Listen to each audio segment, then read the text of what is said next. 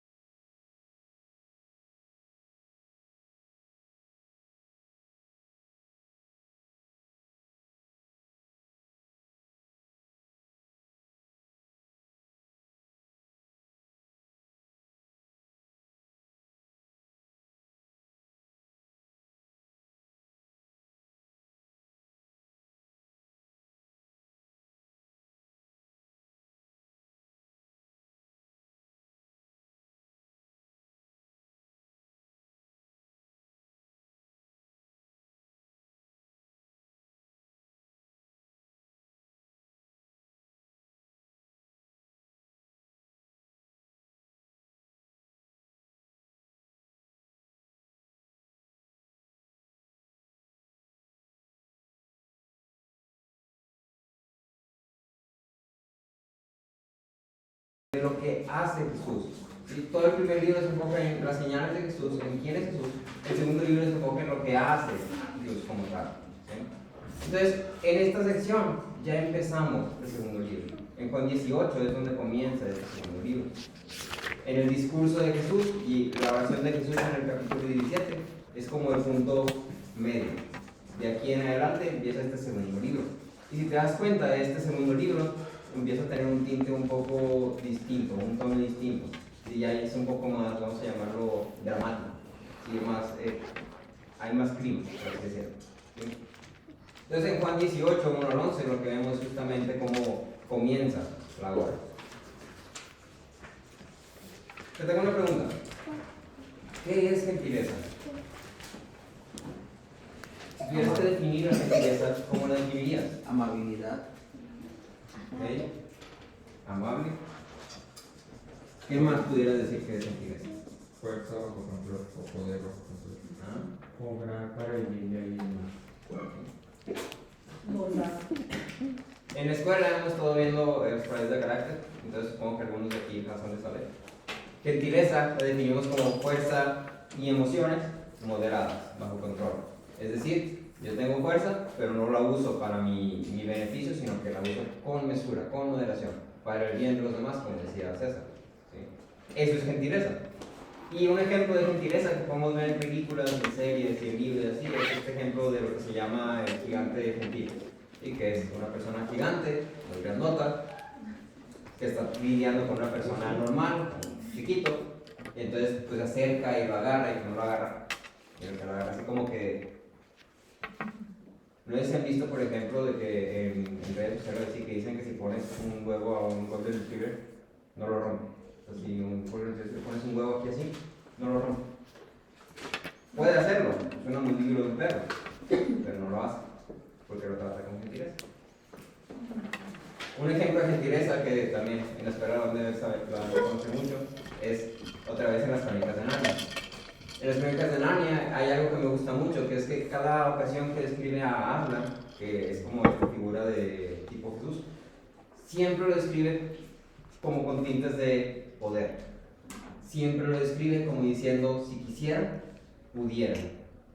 Y hay como esta escena, ¿no? Donde dice que está Peter, el hermano mayor, y dice que llega Aslan y pone su pata en su hombro. Y describe, se sintió tan pesado como si pudiera aplastarme si así lo quisiera. Y pues Aslan simplemente puso su mano en su hombro. Si es una acción, gentileza es fuerza con mesura. Gentileza es justamente eso.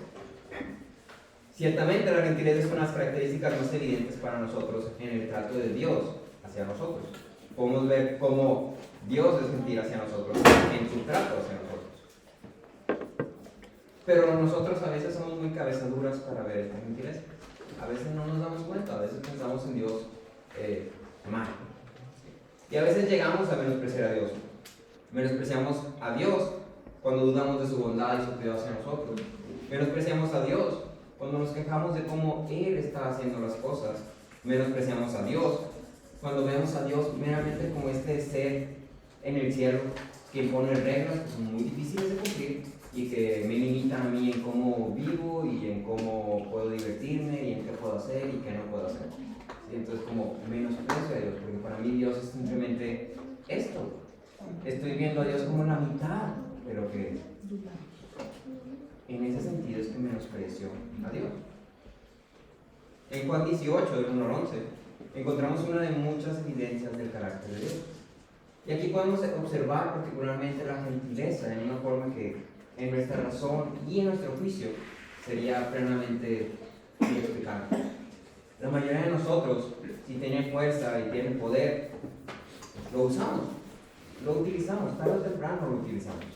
Y la mayoría de nosotros, si tienen fuerza y poder, lo utilizamos. Y la cosa aquí es que lo utilizamos para beneficio propio. En cambio, vemos aquí a la persona más poderosa de todo el universo que no ejerce su poder absolutamente para nada, más que para la salvación de los amados. Entonces me gustaría que pusiéramos la mira en tres cosas, tres facetas del carácter de Cristo, que son reflejadas en esta pequeña narrativa. Entonces vamos a hablar nada más de estas tres cosas. Vamos a hablar del poder de Dios, o del poder de Cristo. Estamos hablando de Cristo, pero vamos a hablar del poder de Cristo, de la voluntariedad de Cristo, o disposición, y vamos a hablar de la determinación de Cristo. Y estas tres cosas, quiero mencionar, son parte del carácter de Cristo. Y recuerda que Cristo, así como es aquí, como es revelado en la palabra, sigue siendo hoy en día. Entonces, cuando vemos este carácter de Cristo, es lo mismo que estoy diciendo, yo conozco un hombre que es así y así y así, y hoy por hoy sigue siendo como yo te cuento que es. Ahora, es importante reconocer un tanto el contexto de cómo se estaban dando las cosas en este punto.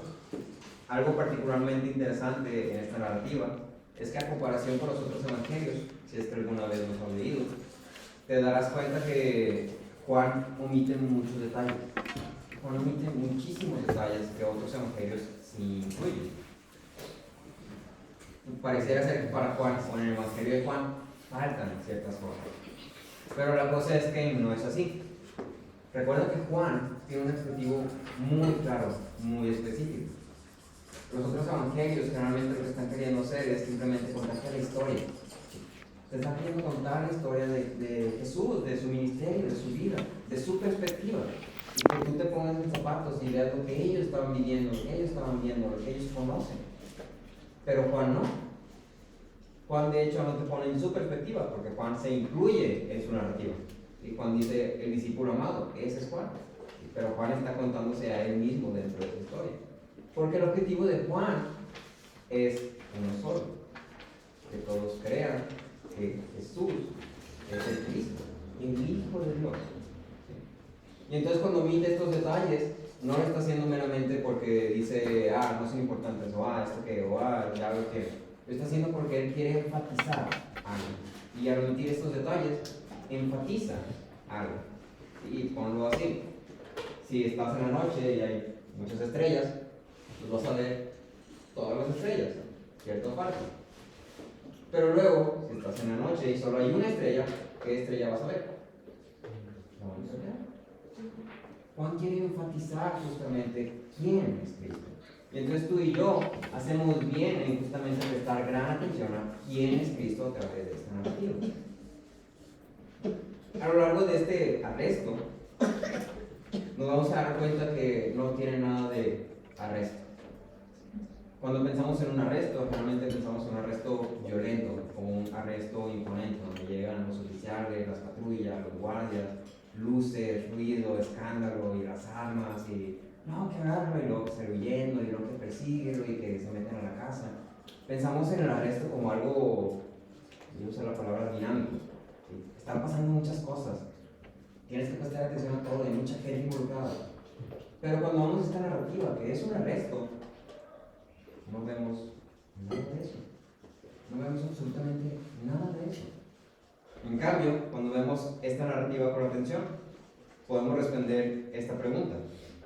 A lo largo de toda esta porción que estamos leyendo, ¿quién es la figura dominante?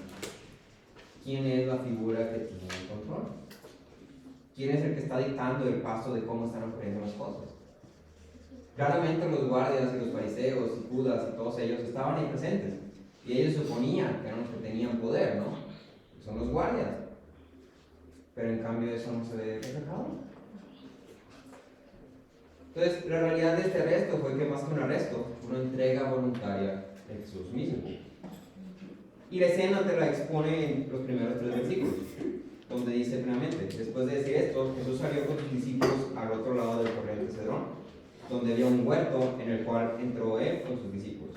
Entonces te dice el lugar, estaban en este lugar. Ahora, este lugar era un lugar que era conocido para él, para sus discípulos, era un lugar común de reunión para ellos, era un lugar familiar para ellos. Es como si tú con tu grupo de amigos te dices, no, nos vemos donde siempre, ¿sí? Y ya no tienes que decir ubicación y así, simplemente es donde siempre. Y entonces, versículo 2, también Judas, el que lo iba a entregar, conocía el lugar porque Jesús se había reunido allí muchas veces con sus discípulos. Versículo 3. Entonces Judas, es decir, Judas ya sabía también de ese lugar, Jesús sabía que Judas sabía, y Judas luego dice, tomando la tropa romana y a varios guardias de los principales sacerdotes y de los fariseos, fue allá con linternas, antorchas y armas. Ellos iban preparados, y vámonos a pelear, y lo vamos a arrestar, y si se opone, antorchazos, linternazos y balazos, vamos, con todo. Ahora, algo muy interesante de esto es que este pelotón o este grupo, la palabra en griego que usa Juan, se refiere a más o menos, unos 200 oficiales. Entonces fueron a arrestar a Jesús con 200 oficiales romanos, sin contar todavía los guardias del templo y otras personas involucradas, chismosos o con más que se palabra. Entonces, para arrestar a un hombre, 200 oficiales. Pero luego regresamos a la pregunta: ¿quién era la figura dominante en este pasaje? ¿Los 200 oficiales o el hombre que iba a ser arrestado? Entonces, ya tenemos la escena, ¿no? La siguiente declaración establece el tono de todo el resto de este narrativo. El versículo 4 dice: Jesús, sabiendo todo lo que le iba a sobrevenir, salió y les dijo: ¿a quién busca? Sabiendo todo lo que le iba a sobrevenir, salió. No lo sacaron, él salió. Ni siquiera preguntaron por él salió. Y les preguntó: ¿a quién buscan? Jesús ya sabía que lo buscaban a él. Él era totalmente consciente de ello. Jesús era consciente de lo que estaba a punto de ocurrir. Era consciente de que Judas conocía el lugar de reunión. Él conocía que vendrían para arrestarlo. Conocía que este evento era el inicio de su hora. Conocía que sería traicionado. Conocía que sería abandonado por sus discípulos. Conocía que pasaría sufrimiento. Nada de esto era algo que él no fuera consciente de. Y entonces vamos a ponernos ahora nosotros en esa posición. ¿Qué hubieras hecho tú si te acerca un escuadrón de 200 oficiales romanos y algunos tantos más guardias del templo, todos con linternas, antorchas y armados? Es de noche, estás en un, vamos a decir, jardín, bosque. Lo más natural sería: dale, vámonos, patitos de casero. Lo más natural sería eso, ¿no? Y sin embargo vemos a Jesús, que hizo totalmente lo opuesto que tú y yo haríamos, porque Él sale a su encuentro, Él solito se va y se evidencia, Él solito va y se pone y casi yo.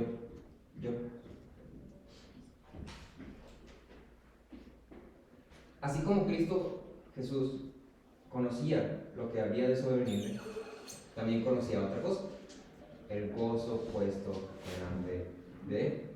Entonces conocía todo este sufrimiento, conocía todo lo que iba a padecer, conocía todo lo que iba a pasar ahora sí, pero también conocía el gozo puesto delante de Él. Es decir, Jesús conocía también su iglesia, conocía que esta obra iba a traer un fruto, conocía que esta obra iba a traer gloria para el Padre. En Hebreos 12:2 leemos que dice: puesto los ojos en Jesús, el autor y consumador de la fe, quien por el gozo puesto delante de él soportó la cruz, despreciando la vergüenza, y se ha sentado a la diestra del trono de Dios. Cristo mostró su carácter en su forma de actuar. Y aquí observamos primero su control y su poder en esta situación. Entonces vamos a hablar de esas tres facetas del carácter de Cristo, comenzando con su control y poder. La puedes resumir como poder o como control. Yo te pongo control y poder. Jesús demuestra su control de la situación al ser Él quien sale al encuentro de los hombres. Nadie tiene que sacarlo, nadie tiene que buscarlo, nadie tiene que perseguirlo. Él sale al encuentro de los hombres. El resto de los evangelios nos dan a conocer lo que Jesús estaba sintiendo en ese momento y lo que Jesús había estado sintiendo en ese último día. En Marcos, en Mateo, encontramos que Jesús estaba en agonía, que estaba en aflicción, que estaba en angustia hasta el punto de la muerte. Ese era el sentimiento que tenía Jesús. Pero recuerda que gentileza es emociones moderadas. Y entonces, a pesar de que Jesús estaba sintiendo todo esto, todos estos poquitos rojos de huye, huye, corre, corre, vete, vete, Él va y sale en el encuentro. Jesús no se ocultó como lo haríamos cualquiera de nosotros. Cualquiera de nosotros realmente diríamos, adiós, sobres, baño. Si me encuentran, que me agarren.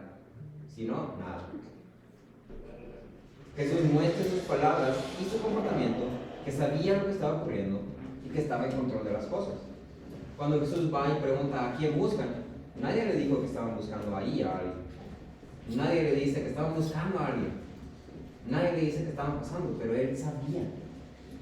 Él sabía lo que estaba ocurriendo, porque Él sabía que era el tiempo de su hora.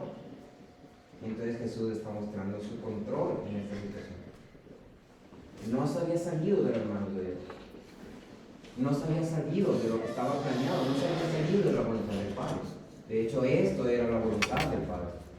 Y entonces por eso decimos que Jesús estaba en control. Estaba en control porque Él estaba obrando según la voluntad del Padre. Y entonces por eso Él sale al encuentro valientemente, porque Él sabe que esto es lo que debe de ser. No solo vemos que Jesús era quien estaba controlando esta situación, tratándola como si no fuese un arresto, sino como una simple transacción. En ningún momento hay violencia o hay fuerza demostrada, simplemente es ¿a quién buscan? A mí, yo soy, y luego ya lo arresto. Es una transacción, sí, sobre Dios. Eso fue lo que pasó, un arresto no tiene nada de arresto. Pero vemos también su poder expresado cuando se identifica. Los guardias vienen buscando a Jesús el Nazareno y Jesús con firmeza dice, yo soy.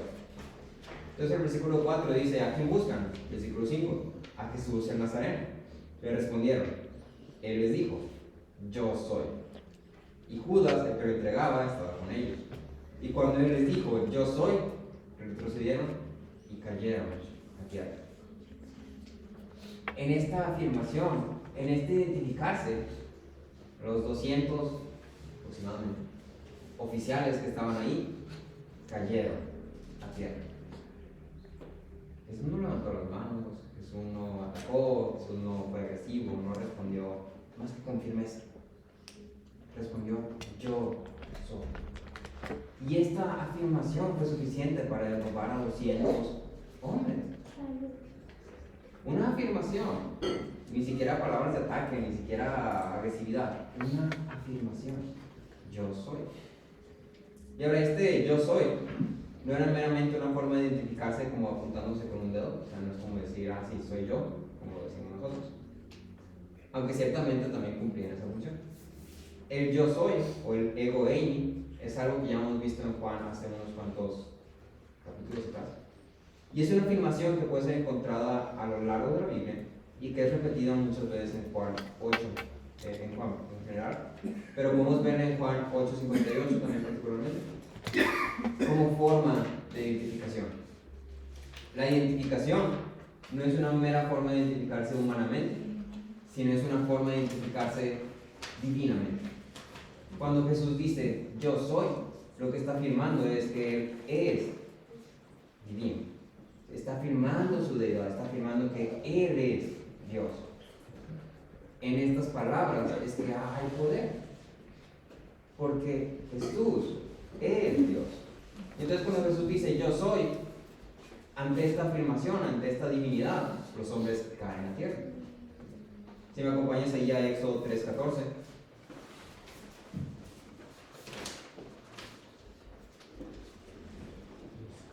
Éxodo 3:14. Y te lo leo, dice: y dijo Dios a Moisés, yo soy el que soy. ¿Sí? Y añadió, así dirás a los israelitas, yo soy, me ha enviado a ustedes. El yo soy, aquí está siendo utilizado a manera de identificarse como Dios. Cuando Cristo dice yo soy, está diciendo yo soy Dios, yo soy Cristo. En estas palabras Jesús afirma su deidad. Y entonces ante estas palabras, donde Jesús meramente afirma quién es, los guardias caen a tierra. Ahora nuevamente te pregunto, ¿quién era la figura dominante en esta situación? Ya vimos que Jesús es el que tiene el control, que él fue el que salió al encuentro, que él fue el que estaba preguntando. Ya vimos que él simplemente en afirmar demostró su poder. ¿Quién era la figura dominante? Jesús. Claramente era Jesús. ¿Qué diferencia hacía si hubieran 2 o 200 guardias? ¿De qué servían las antorchas y las armas? Unas simples palabras fueron suficientes para derrumbar a la multitud. ¿Crees que no hubiera podido simplemente deshacerse de ellos y salirse de esa situación de haberlo querido? Pudo. Tenía el poder para hacerlo. Pero otra vez, gentileza es fuerza y emociones moderadas. Poder y emociones moderadas. Leon Morris decía, los soldados habían salido en secreto para arrestar a un campesino que huía. En la oscuridad se encuentran enfrentados con una figura dominante que en lugar de huir, sale a su encuentro y les habla en el mismo lenguaje de la deidad. Debieron haberse traído más antorchas y más armas y más oficiales. Y les hizo falta. Ahora esto me recordaba mucho no sé si han visto todo lo de El Hombre de Hierro, la película de Superman de DC que se llama. Ya hay una escena, es Superman, ¿no? Ya todos conocemos a Superman. Hay una escena donde está Superman y los humanos, como están como con el peligro y la... ¿Quién es ese? ¿Sí? Van y lo arrestan. Y entonces a Superman le ponen unas esposas. Y luego lo meten a un cuarto para interrogarlo. Y pues obviamente las esposas están en la mesa y así como cualquier preso. Pero es Superman. Y entonces pues Superman está ahí para ir, pues están los policías y todo, ¿no? Y están las entrevistadoras y que es y que aquello. Y en eso resulta que hay un peligro en la ciudad y Superman y se va. ¿De qué sirvió? De nada. De nada. Ahora Jesús no es Superman, porque Superman es alguien ficticio. Jesús es real. Lo que Juan nos está contando no es una historia de ficción, es una historia real. Es un recuento histórico de algo que verdaderamente ocurrió, de un hombre que verdaderamente existe. Por este poder que vemos aquí no está siendo mal utilizado. Cristo está mostrando su poder no a través de fuerza bruta o a través de agresividad, sino a través de su gentileza. Pudiendo simplemente salir de esta situación con unas cuantas palabras, Cristo sabía lo que debía ocurrir. Y es aquí donde vemos su voluntariedad o su disposición. Voluntariedad o disposición. Ciertamente Jesús estaba en control y tenía el poder para hacer cuanto él quisiera. Lo que leemos muestra esto. Pero entonces la pregunta es, ¿por qué no lo hizo? ¿Por qué Jesús no salió de esta situación? ¿Por qué no simplemente utilizó su poder y salió de esta situación? Calvino respondía, no había falta de poder en él. Por lo tanto, para refrenar sus manos, si lo hubiera considerado correcto. Pero él deseaba obedecer a su padre, por cuyo decreto sabía que estaba llamado a morir. Jesús continuamente en Juan afirma que su vida nadie se la quita, sino que él la entrega voluntariamente. Entonces a Jesús nadie lo arresta. Yo hago que me arrestes, pero a mí nadie me arresta. La vida de Jesús le pertenecía a Jesús. Mi vida nadie me la quita. Mi vida. Yo me entrego. Pero su vida no era para servirse a mí. Su vida era para hacer la voluntad del Padre. En el Salmo 48 leemos que dice: me deleito en hacer tu voluntad, Dios mío. Tu ley está dentro de mi corazón. Jesús se deleitaba en hacer la voluntad del Padre, aun cuando esto implicaba sufrimiento, agonía, aflicción, abandono, traición. Jesús tenía bien en claro desde el inicio su misión. Jesús vino para hacer la voluntad del Padre. Y aún frente al sufrimiento que iba a pasar, Jesús voluntariamente se entregó para obedecer a Dios. Por eso él mismo dice en el versículo 11: la copa que el Padre me ha dado, ¿no he de beber? Podía salir de él, pero él quería obedecer a su Padre. Su disposición, su voluntariedad se manifiesta en que él elige obedecer, en que él elige hacer la voluntad del Padre. Y en esta misma línea podemos ver también la tercera faceta, que es la determinación de Jesús. Podemos ver la determinación de Jesús en su intención y objetivo, en que él, teniendo el control, teniendo poder, voluntariamente se entrega para el cumplimiento de un propósito. Entonces tiene todo para vivir, pero voluntariamente obedece. ¿Por qué? La pregunta aquí es: ¿por qué? Y la respuesta es: porque Jesús tiene un objetivo claro. Jesús está buscando glorificar al Padre por medio de la salvación de los santos. Jesús estaba buscando glorificar al Padre por medio de la salvación de los santos. Y si la salvación de los santos implicaba que era necesario que Él fuera arrestado y que Él sufriera y que Él fuera crucificado, para lograr esto, Jesús con gozo, con deleite, lo iba a hacer. Porque esta era la voluntad del Padre. Podemos ver su determinación en que, a pesar de las circunstancias, a pesar de cómo estaba el panorama, a pesar de lo que estaba por llegar, Él se determinó a hacerlo. Él dijo: yo he decidido esto y voy a llevar a cabo para que se cumpla esto. Jesús estaba determinado en todos sentidos a lograr esto. Sabía los eventos, sabía que era necesario y estaba buscando el cumplimiento de esto. Aún en medio de la agonía y del temor y todo lo que implicaría, Jesús estaba determinado a cumplir su misión. Y aún más, su determinación no estaba viendo a los discípulos como un simple medio o como un simple fin, o sea, como una consecuencia a la obra. Los discípulos, la iglesia misma, eran el objeto de su obra. En Efesios 5:2 leemos que dice: como también Cristo les amó y se dio a sí mismo por nosotros, ofrenda y sacrificio a Dios como fragante aroma. Jesús estaba determinado a dos cosas, y lo queremos ver así. Jesús determinó en su corazón hacer la voluntad del Padre, y Jesús determinó en su corazón amar a su iglesia hasta el punto de amar. Aquí es donde vemos la determinación de Jesús. Cristo voluntariamente se entregó por aquellos a quienes ha amado, porque Cristo se ha determinado a amar a los suyos.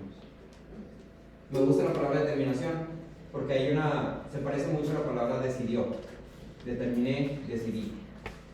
La gran diferencia es que la decisión es como aquí, yo decido, pero determinación es que actúo, obro, hago para que lo que yo decidí se cumpla. Y aquí podemos ver la determinación de Jesús.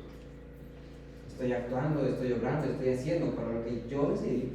En este caso Él decidió amarnos. En este caso Él decidió obedecer al Padre, cumplir su voluntad. Y aquí vemos su determinación. Las circunstancias no se ven bonitas, las circunstancias no se ven agradables, sin embargo Él dice: lo voy a hacer. Porque estoy determinado a obedecer al Padre y amar a los niños. Los versículos 8 y 9 nos muestran este rol protector de Cristo hacia los suyos. El versículo 8 dice: respondió Jesús: les he dicho que yo soy. Por tanto, si me buscan a mí, dejen ir a estos. Así se cumplía la palabra que había dicho: de los que me diste, no perdí ninguno. En esta acción podemos ver la determinación de Jesús a proteger a los suyos al entregarse a sí mismo. En esta acción de decir: tómenme a mí y dejen ir a estos, estamos viendo la determinación de Jesús de proteger a los suyos. Esto funciona para nosotros como una ilustración, ¿sí? Porque aquí lo está llamando a un nivel físico como tal, está hablándolo como un nivel de vida y muerte física. Si así está cuidando a los suyos en un nivel físico, ¿cuánto más se le puede cuidar a los suyos en un nivel eterno, espiritual? Si así se preocupó por cuidar a los suyos de una forma física, ¿no te parece que soportar la ira de Dios, no te parece que la cruz y todo lo que implica ello, no te parece que convertirse en maldición es una forma de protección que Cristo está manifestando en decir: tómame a mí y déjalos a ellos? Entonces vemos el carácter de Jesús. Vemos en esta porción quién es Jesús, un poco de quién es Jesús. Vemos que Él tiene control, vemos que Él tiene poder. Vemos que Él se ofrece voluntariamente, nadie le quita su vida, sino que Él la está entregando. Nadie lo está obligando a hacerlo, Él la está entregando. Y vemos que Él está determinado a cumplir lo que Él se propuso hacer. Él está determinado a amar a los suyos, a obedecer a Dios, a glorificar al Padre. Mira lo que te decía al principio: Cristo sigue siendo igual. Y así como puedes ver su amor aquí en esta obra, en este acto, puedes saber y tener una certeza que Cristo sigue siendo el mismo. Sigue obrando con tu iglesia con este mismo corazón de decir: yo estoy determinado a amar a los niños. Y entonces yo he obrado para asegurar la salvación de los niños. Y sigo aún obrando. Lo veíamos el domingo pasado cuando hablamos de la oración. La intercesión de Jesús sigue obrando. No entendemos tal vez cómo, no entendemos bien la idea de cómo es que Jesús intercede por nosotros de todo, pero sabemos que sigue obrando, porque Él se ha determinado a amar a sus hijos. Juan verdaderamente nos quiere demostrar quién es Jesús, y no solamente una forma de identidad, porque sí, muy fácil podemos decir Jesús es el Hijo de Dios, pero quién es Jesús en el sentido de ¿dónde están sus afectos? ¿Es compasivo? ¿Es paciente? ¿Qué lo hace enojar? ¿Qué es lo que él ama? ¿Qué es lo que lo impulsa? ¿Qué es lo que lo motiva? Y poco a poco vamos viendo este carácter de Jesús. Poco a poco vamos conociéndolo más y más y más. A este mediador que nosotros tenemos. A este hombre que se dio por nosotros. Y entonces esta porción nos lleva a considerar dos cosas. Quiero que consideremos dos cosas nada más. La obra de Cristo, esto que estamos viendo aquí, no es algo que debemos considerar ligeramente. No es algo que debamos olvidar ni pensar como algo más en nuestra vida. Cristo se hizo hombre y vino al mundo donde fue rechazado, abandonado, traicionado, arrestado, crucificado. Y no es una simple historia, es como una realidad. En este recuento de eventos vemos quién es aquel que se dio por su iglesia. Y asimismo, vemos que no simplemente es un hombre que fue arrestado, no fue un campesino que había huido. Es el mismo rey que se presenta como un cordero de sacrificio. El mismo rey que se presenta como un cordero de sacrificio. Y entonces, a la luz de quién es Cristo, podemos ver estas dos cosas a considerar. Lo primero es que quiero que consideremos el gran juicio. Quiero que consideremos el juicio para los impíos. Cristo, en el cumplimiento de la voluntad de su Padre para la salvación de la iglesia, se da a sí mismo tomando una actitud de siervo. Aún en esta actitud de siervo, porque recuerda que en todo este tramo Jesús está siendo un siervo, está obrando como un siervo, está obrando como un cordero. Y aún en todo esto podemos ver su poder, una pequeña pizca de su poder. Y su deidad demostrados con gentileza, con tacto, con Jesús. Casi accidentalmente parece ser, porque realmente Jesús solamente dice yo soy. Así como que, ay, lo dije muy fuerte, perdón, por eso te caíste. Si lo he dicho más quedito, hasta pareciera como accidentalmente, ¿no? Pero si simplemente por afirmar su deidad los hombres fueron derribados, si siendo él gentil los hombres fueron derribados, ¿qué puede esperar un hombre al estar frente a Dios en el día del juicio? Cuando Jesús no va a decir nada más, yo soy. Cuando lo que vas a escuchar no es nada más un simple yo soy. Eso es lo primero que vas a escuchar tal vez. Yo soy Dios. Ya te caíste. Pero ¿qué sigue después de eso?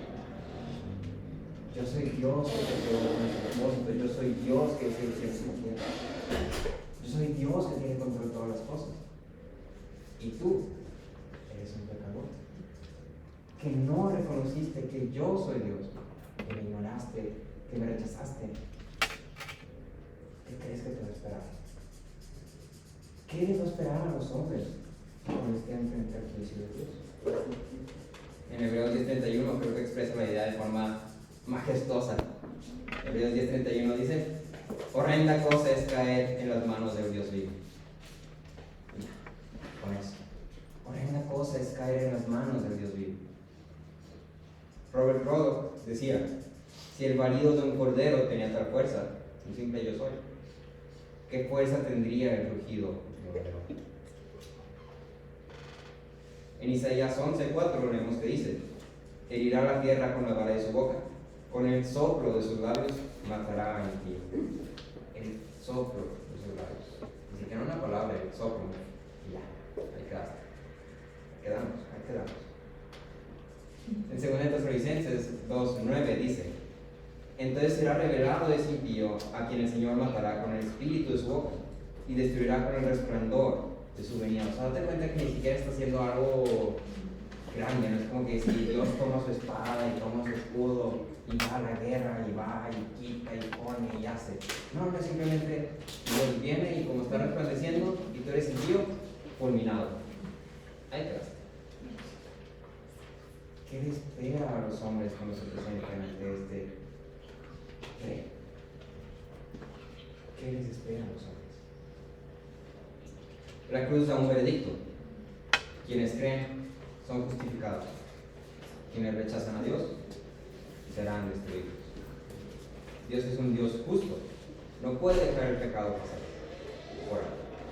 Dios es un Dios santo.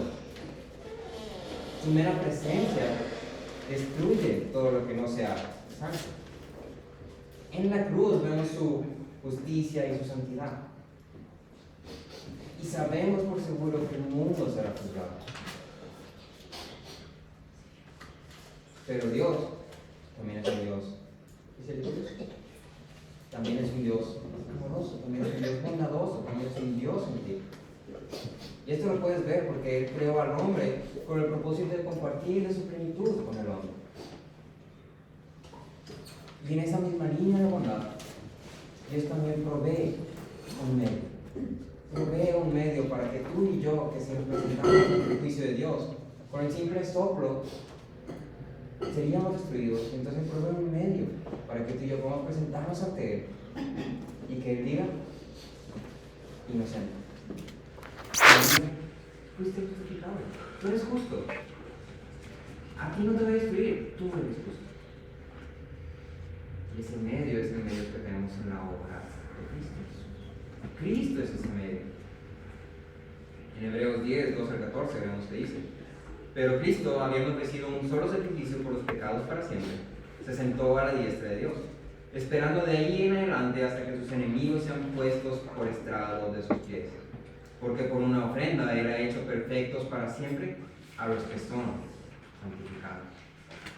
Cristo es el medio por el cual tú y yo, hombres pecadores, podemos llegar al juicio de este Dios, de este león, y no ser destruidos.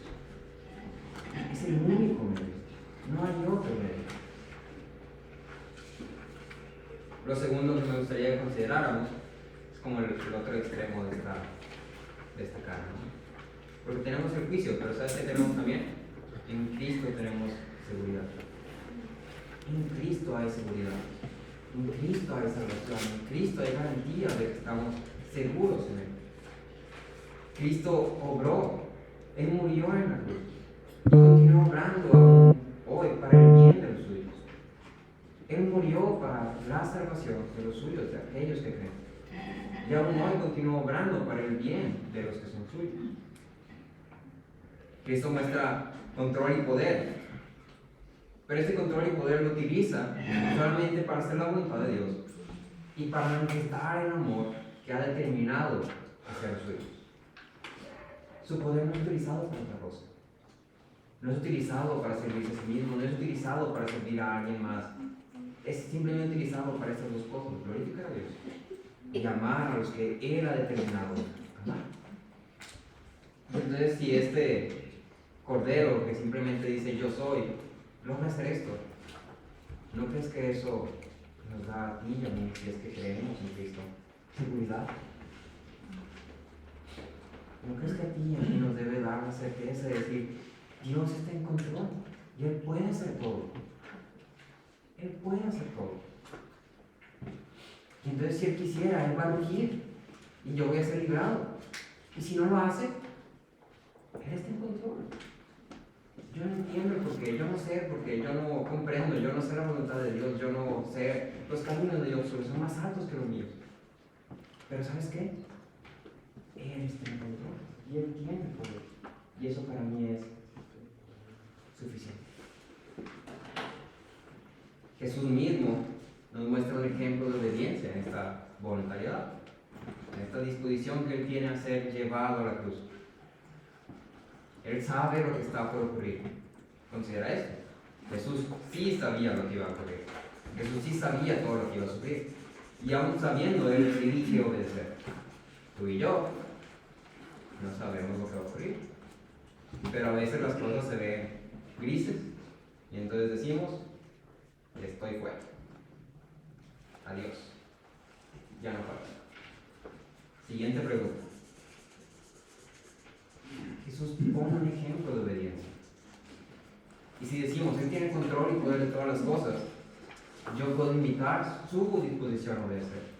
Yo puedo imitar y decir, si Jesús obedeció sabiendo esto, yo puedo obedecer sabiendo que lo que sea que pase es para mi bien. ¿Por qué? Porque Jesús se ha determinado a amarme. Y entonces todo lo que pase, si está en su control, es para mi bien. Y me gusta esto que puedes conectarlo con el accionar de Pedro. Te das cuenta, el accionar de Pedro es inmediatamente, vamos, tirarlos. Él quiere defender a Jesús. Y ahora, Pedro, generalmente pensamos que tiene una espada, pero Pedro no tiene una espada. ¿Sabes qué tenía Pedro? Cuchillito. Cuchillito. Entonces, yo en mi cuchillito contra ustedes 200, vámonos. ¿Quién gana? Era ridículo, ¿no? Y a veces nosotros somos como Pedro, también queremos hacer estas cosas con nuestras fuerzas, el cuchillito.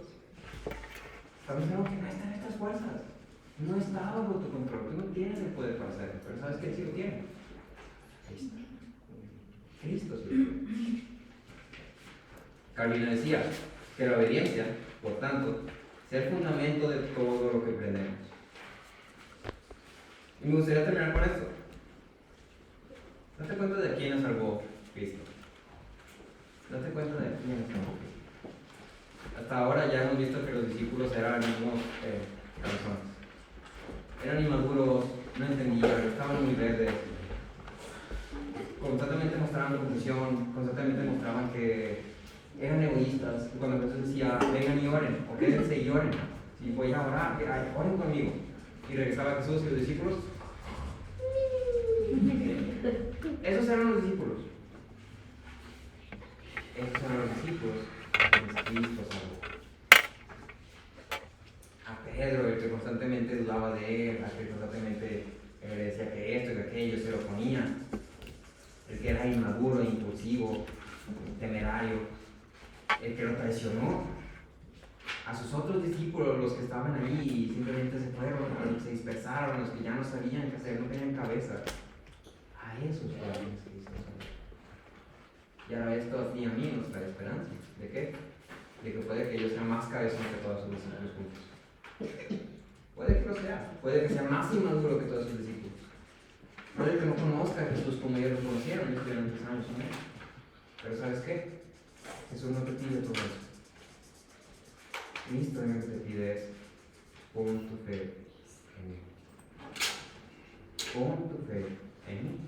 Y como decía Franci el miércoles, la fe es que yo con todas mis fuerzas, con toda mi mente, mi visión, mi enfoque, todo lo que hago está dedicada a una sola cosa. Está dedicada a una sola cosa, porque tengo fe en que eso va a pasar. Y por eso es la certeza de lo que se espera. Yo tengo mi confianza puesta en que Cristo murió y que en esa muerte yo encuentro salvación. Entonces mi fe está puesta ahí, con todas mis fuerzas, con todo lo que yo soy. Voy a depender de esto, porque eso es lo que Cristo pide. No pide que seas el mejor discípulo, no pide que seas perfecto, no pide que nunca peques porque sabe que no podemos dejar de pecar, pero pide que pongas tu fe. Ahora, esa fe tiene una respuesta, pero aquí la pregunta no es si está respondiendo, aquí la pregunta es si es: ¿estás poniendo tu fe en Cristo? ¿Estás poniendo tu fe en Él? Pues simplemente para ti una historia más. Un hombre que lo arrestaron, lo crucificaron, dicen que resucitó. Sí, muy bonito. Yo he leído mejores historias, me gusta más Star Wars. Hablando de ciencia ficción, me gusta más Star Wars. ¿Qué es para ti? Oramos. Padre, damos gracias, Señor, porque eres bueno. Damos gracias porque nos has traído aquí, Padre. Damos gracias porque nos das la oportunidad de escuchar tu palabra, para escuchar tu evangelio, Señor. Porque has obrado, Papá, para la salvación de tu iglesia, Padre. Y porque nos has revelado quién eres tú a través de tu palabra. Te pedimos en esta hora que cada uno de nosotros podamos conocerte, Señor. Que cada uno de nosotros podamos verdaderamente poner nuestra fe en ti, Señor. Que seas tú obrando en cada uno de nosotros, Padre. Los que te conocen y los que no te conocen, Señor. Para que podamos ver quién eres tú. Para que podamos ver que tú eres realmente el Dios creador del universo, Papá. Que podamos entender que nuestro pecado es tan grande, Señor. Que nuestra ofensa hacia ti es tan grande que lo que merecemos es la condenación eterna, Señor. Pero tú has obrado en gran amor y misericordia y has enviado a tu Hijo a morir, Señor. Y es por él, Padre, por tu obra que encontramos salvación. Que sea tu Espíritu obrando en cada uno de nosotros, Señor, para entender esta verdad, o cuando sea tu voluntad. En el nombre de Jesús. Amén.